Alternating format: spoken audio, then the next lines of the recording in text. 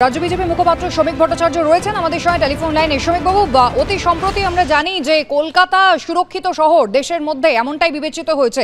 গতকাল মুখ্যমন্ত্রী মমতা বন্দ্যোপাধ্যায় তিনিও দাবি করেছেন যে রাজ্যের আইন শৃঙ্খলা সব থেকে ভালো এবং রাজ্য সরকার যথেষ্ট সচেষ্ট রয়েছে।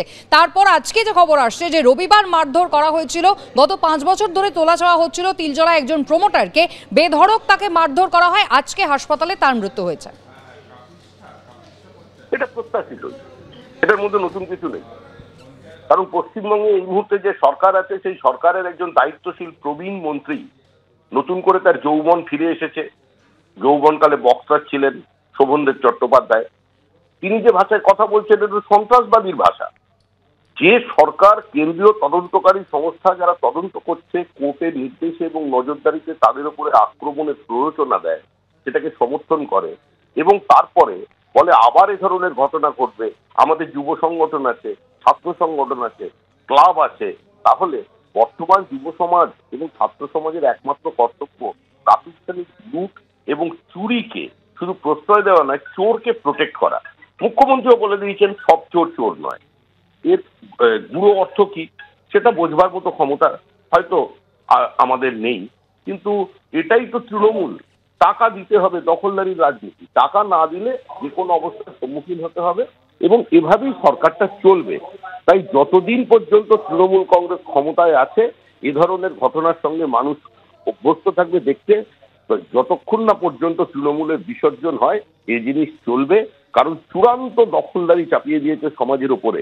যারা পশ্চিমবঙ্গের শাসন ক্ষমতায় এসেছিলেন একটা মাত্র স্লোগানে রেস্টোরেশন অফ ডেমোক্রেসি, গণতন্ত্রের পুনঃপ্রতিষ্ঠা চাই, আজকে তারা রাজ্যটাকে যে জায়গায় পৌঁছে দিলেন, এই রাজ্যটা হয়ে গেল সম্পূর্ণ টাকা তোলার রাজ্য। ওপর থেকে নিচ পর্যন্ত টাকাই ধর্ম, টাকাই কর্ম।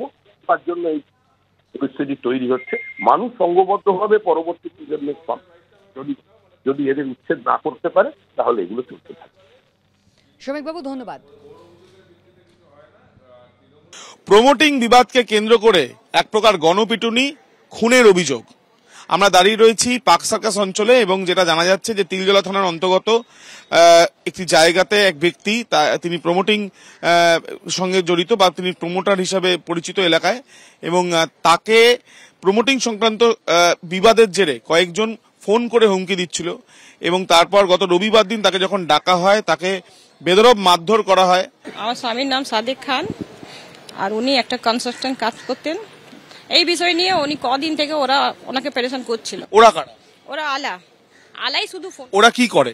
ওরা কিচ্ছু করে না, কিচ্ছু কাজ করে না, সবসময় এদিক ওদিক বসে থাকে আর এরা সবসময় খরচ চায়। এবার না দিলে এবার ঝামেলা। ঠিক আছে, কি চাইতো? টাকা চাইতো। ওখানে मतलब मेरा चाचा जब वहाँ पे पहुंचा, ठीक है, तो इन लोग में पहले बातचीत गाली गलौज वाला होना चालू हो गया, क्योंकि जब देखा यहाँ पे एक सिंगल पर्सन आया है बात करने के लिए तो ये लोग गाली गलौज करना चालू कर दिया। गाली गलौज करते करते में लोग ऐसा हाथापाई चालू किया।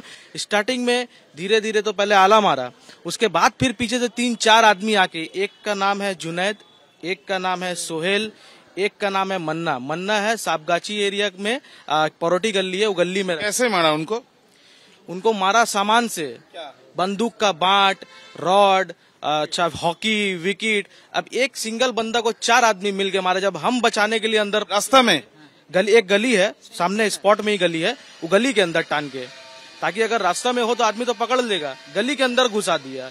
अब जो मार रहा है जैसे मार रहा है, अब हम जब अंदर घुसा बचाने के लिए कि भाई मार दोगे क्या, तो फिर हमको मारा ऐसा बंदूक के बाट से, यहाँ पे मेरा फट गया। पुलिस का आ रहा है, देख के चले जा रहा है, कुछ नहीं कर रहा है। आज 3 दिन हो गया, वो बाहर घूम रहा है। जो एक बार अरेस्ट हुआ, क्यों नहीं हुआ अरेस्ट?